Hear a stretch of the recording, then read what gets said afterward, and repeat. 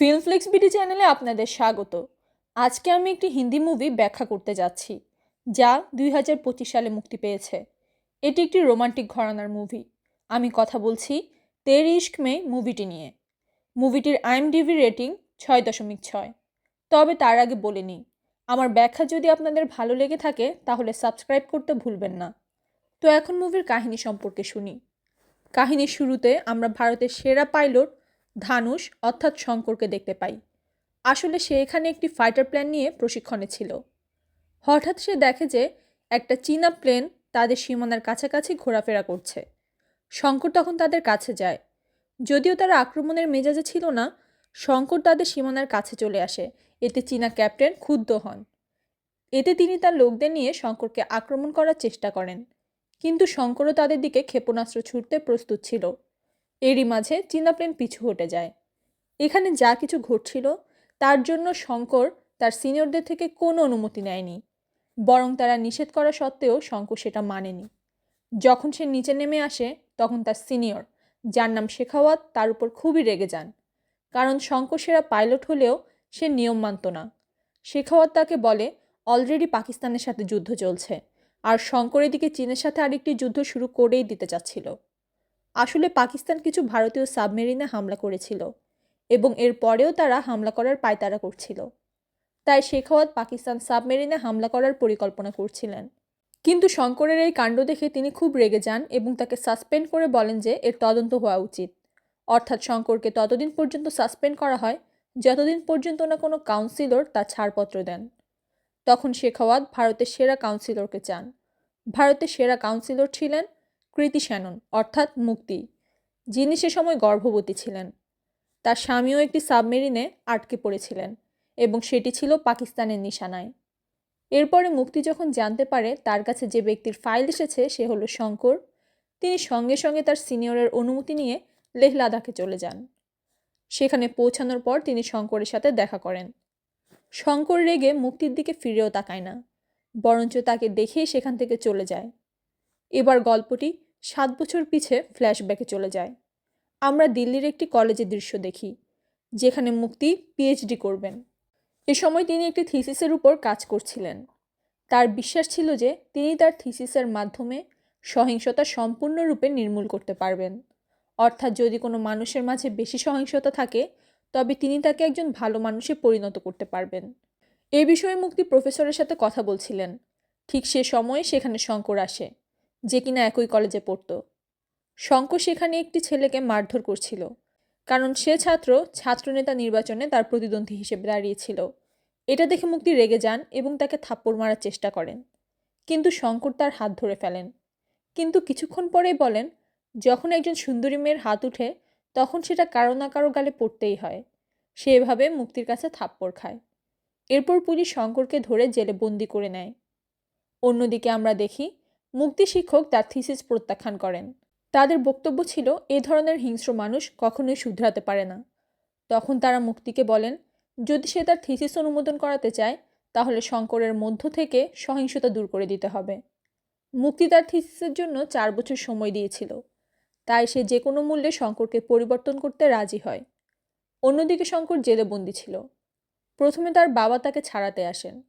শঙ্করকে দেখে তার বাবা বকাঝকা করেন। এতে শঙ্কর রেগে গিয়ে জামিন নিতে অস্বীকার করেন। তারপর তার বাবা চলে যান। কিছুক্ষণ পর মুক্তি তাকে ছাড়াতে আসে। মুক্তি শঙ্কর এবং তার বন্ধুদের জামিন করিয়ে দেন। এরপর তিনি শঙ্করের সাথে কথা বলেন এবং তার থিসিস সম্পর্কে জানান।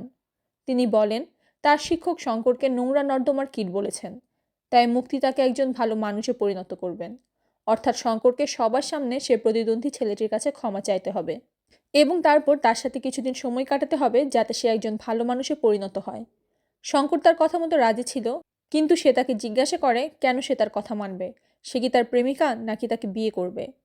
মুক্তি তাকে বলেন তিনি এসব করতে পারবেন না, তিনি শুধু তাকে ভালো মানুষ বানাতে পারবেন। তখন শঙ্কর তাকে মানা করে চলে যায়। এরপর ভ্যালেন্টাইন্স ডেতে মুক্তি দেখে শঙ্কর ছাদ থেকে কলেজের সব ছেলে মেয়েদের দিকে রকেট ছুড়ছে। মুক্তি তার কাছে গিয়ে এর কারণ জানতে চায়। শঙ্কর তাকে বলে সে একা, তার কাছে এমন কোনো মেয়ে নেই যে তার কাঁধে মাথা রেখে বলবে, শঙ্কর চিন্তা করছো কেন, সব ঠিক হয়ে যাবে। এটা শুনে মুক্তি শঙ্করকে খুশি করার জন্য নিজে তার কাঁধে মাথা রেখে সে কথাটি বলে। এই বিষয়টি শঙ্করের খুব ভালো লাগে। এবার মুক্তি তাকে অনুরোধ করে সে যেন তার কথা মেনে নেয় এবং বলে তিনি কাজ ভেবে শঙ্করের সাথে এটি করবেন। শঙ্কর চাইলে প্রেম ভাবতে পারে, সম্পূর্ণ ঝুঁকি শঙ্করের। এতে শঙ্কর রাজি হয়। এরপর মুক্তি তাকে একজন ভালো মানুষ বানানোর জন্য তার সাথে থাকতে শুরু করে। তারা একসাথে খুব খুশি ছিল। শঙ্কর ধীরে ধীরে তাকে ভালোবাসতে থাকে। অন্যদিকে মুক্তি তাকে শুধরানোর চেষ্টা করতে থাকে। তখনই একদিন শঙ্করের বন্ধু তাকে জিজ্ঞাসা করে সে মুক্তির সাথে কোনো ফুর্তি করছে কিনা। এর কিছুদিন পর মুক্তি শঙ্করকে প্রফেসর মাথুরের কাছে নিয়ে যান, কারণ তার বিশ্বাস হয়েছিল শঙ্কর এখন ঠিক হয়ে গিয়েছে। কিন্তু শঙ্কর এখানে প্রফেসর মাথুর এবং ম্যাডামের মাঝে অশ্লীল কথা বলে, যাতে তারা ক্ষুব্ধ হন। ঠিক তখনই সে জানতে পারে যে তার বন্ধুদের সাথে এক বাস চালকের গণ্ডগোল হয়েছে। শঙ্কর দৌড়ে সেখানে যান এবং বাস চালককে মারতে শুরু করেন। এটা দেখে মুক্তি অবাক হয়ে যায়, কারণ সে ভেবেছিল শঙ্কর বোধহয় শুধরে গেছে। তাই সে বাস চালককে বলে শঙ্করকে থাপ্পড় মারতে। লোকটি শঙ্করকে থাপ্পড় মারতে ভয় পাচ্ছিল, কিন্তু মুক্তি তাকে বিশ্বাস দেয়। তখন লোকটি 3বার শঙ্করকে থাপ্পড় মারার চেষ্টা করে এবং 3বারই শঙ্কর তাকে ফিরতি থাপ্পড় মারে। এটা দেখে মুক্তির মনে হলো সে মানবে না। তখনই সে দেখে প্রফেসর মাথুর আসছে। শঙ্কর তাকে বলে তার আর এসব ভালো লাগছে না, তার শুধু ফুর্তি চাই। এটা শুনে মুক্তি তার সাথে ফুর্তি করতে রাজি হয়। তবে এর বিনিময়ে সে শঙ্করকে কোনো রকম রিয়েকশন ছাড়া থাপ্পড় খেতে বলেন। শঙ্কর রাজি হয়ে যায়। সে মাথুরের সামনে বাস চালকের কাছ থেকে থাপ্পড় খেয়ে নেয়। এতে মাথুরের বিশ্বাস হয় যে শঙ্কর শুধরে গেছে। মুক্তি খুব খুশি ছিল। তারপর সে শর্ত অনুযায়ী ফুর্তি করতে শঙ্করকে হোটেলে নিয়ে আসে। কিন্তু শঙ্কর মানা করে দেয়, কারণ মুক্তি তাকে এখনও ভালোবাসেনি। এ মানা করার বিষয়টি মুক্তির খুবই ভালো লাগে। একদিন শঙ্কর মুক্তিকে তার মায়ের আগুনে পুড়ে মৃত্যু সম্পর্কে জানায় এবং বলে তখন থেকে শঙ্করের শরীরে এক ধরনের জ্বালা করছে। যখন থেকে মুক্তি তার জীবন এসেছে তখন থেকে সে জ্বালা আর হয় না। কথা বলতে বলতে শঙ্কর মুক্তিকে তার মনের কথা জানিয়ে দেয়। ঠিক তখনই সেখানে মুক্তির বন্ধু অভি চলে আসে। মুক্তি তাকে দেখে দৌড়ে তার কাছে গিয়ে তাকে জড়িয়ে ধরে। এটা দেখে শঙ্করের আত্মা কেঁপে ওঠে এবং সে মানসিকভাবে ভেঙে পড়ে। পরের দৃশ্যে আমরা দেখি যে মুক্তি তার বন্ধু অভির সাথে বারে ঘুরতে গিয়েছিল। সেখানে কিছুক্ষণ পর শঙ্কর চলে আসে। বারে পৌঁছানোর পর সে অভির উপর পেট্রোল ছিটিয়ে তাকে হুমকি দেয়, কিন্তু মুক্তিকে কিছুই বলে না। তারপর চলে যায়। কিন্তু এদিকে আসলে মুক্তির সাথে অভির কোনো সম্পর্কই ছিল না। এরপর মুক্তি সন্ধ্যায় শঙ্করের বাড়িতে যায় এবং তার বাড়িঘরের অবস্থা দেখে অবাক হয়। মুক্তি শঙ্কর ও তার বাবাকে বলে যে সব দোষ তারই। সে তার কাজে এত ব্যস্ত ছিল যে শঙ্করের ভালোবাসা বুঝতেই পারেনি। মুক্তি তাকে এটাও বোঝানোর চেষ্টা করেন যে সে তার সাথে থাকতে পারবে না, কারণ তাদের জীবন সম্পূর্ণ আলাদা। কিন্তু শেষমেশ মুখ ফুটে সে এসব কথা বলতে পারে না। পরবর্তীতে সে শঙ্করকে বলে মুক্তির বাড়িতে গিয়ে তার বাবার সাথে দেখা করতে। পরের দিন সে রেডি হয়ে মুক্তির বাড়িতে যায়। মুক্তির বাবা তাকে বসতে বলেন এবং কড়া প্রশ্ন করতে শুরু করেন, যেমন সে কী করছে, কত আয় করে। এক পর্যায়ে মুক্তির বাবা বলে সে একজন আইএএস অফিসার।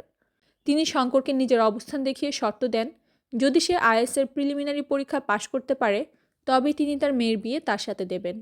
শঙ্কর তার শর্ত মেনে নেয় এবং ফিরে যাওয়ার সময় মুক্তিকে বলে সে আজ তার বাড়ি ফিরে যাচ্ছে এবং যখন তার প্রিলিমিনারি পরীক্ষা পাশ হবে তখনই সে মুক্তিকে ফোন করবে।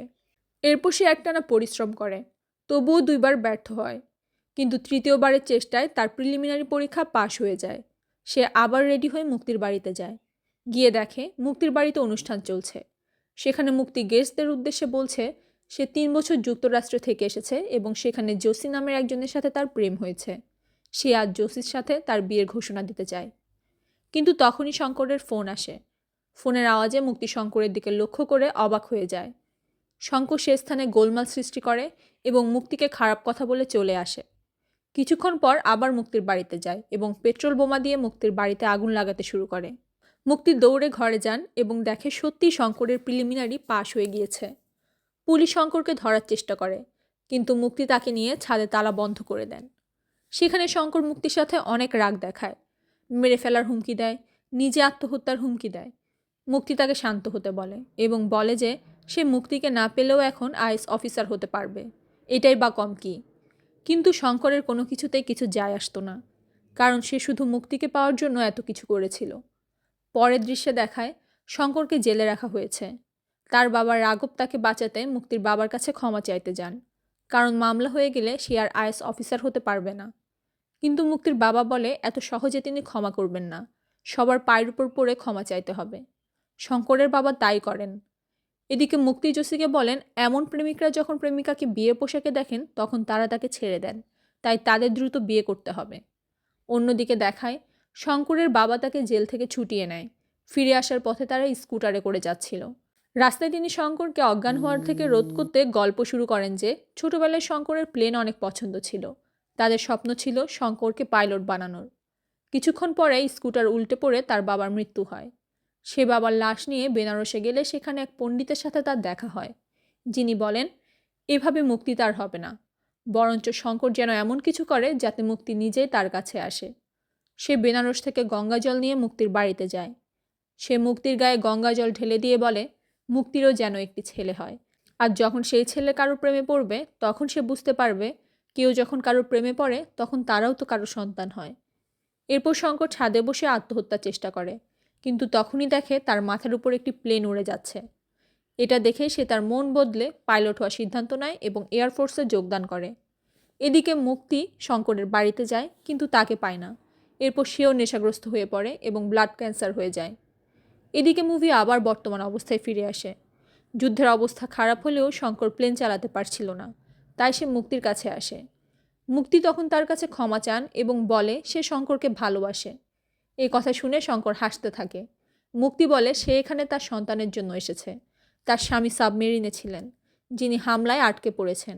এদিকে মুক্তিরও ব্লাড ক্যান্সার, তাই মুক্তি চায় তারা স্বামী স্ত্রী মারা গেলেও শঙ্কর যেন তার সন্তানের দায়িত্ব নেয়।